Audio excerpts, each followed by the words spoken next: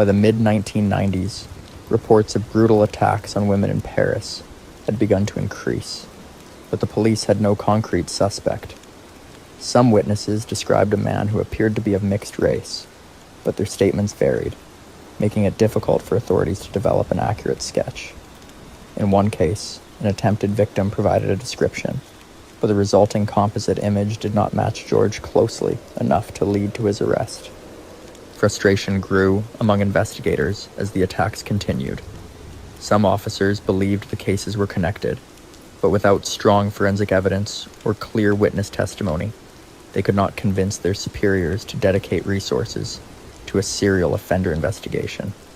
Meanwhile, the public remained largely unaware that a violent predator was operating in the city. It was not until the late 1990s that investigators finally realized they were dealing with a serial killer.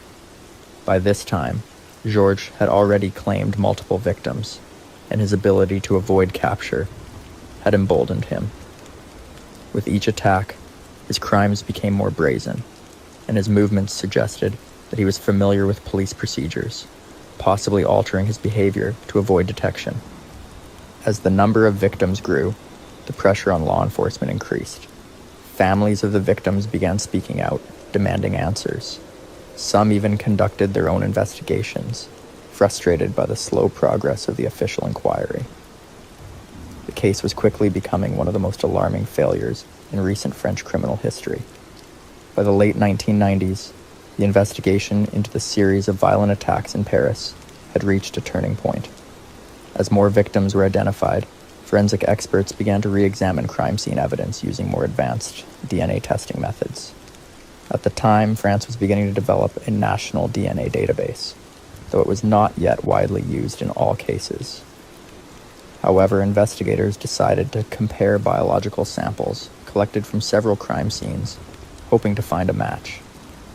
The breakthrough came when forensic scientists confirmed that DNA found on multiple victims belonged to the same unidentified man. This was the first definitive proof that a single person was responsible for the attacks, removing any doubt that Paris had a serial killer on the loose.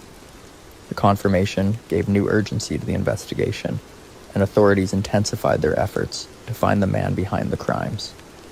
Around the same time, pressure from the families of the victims was mounting. Frustrated by the lack of progress, relatives of the murdered women began reaching out to journalists and demanding action from law enforcement.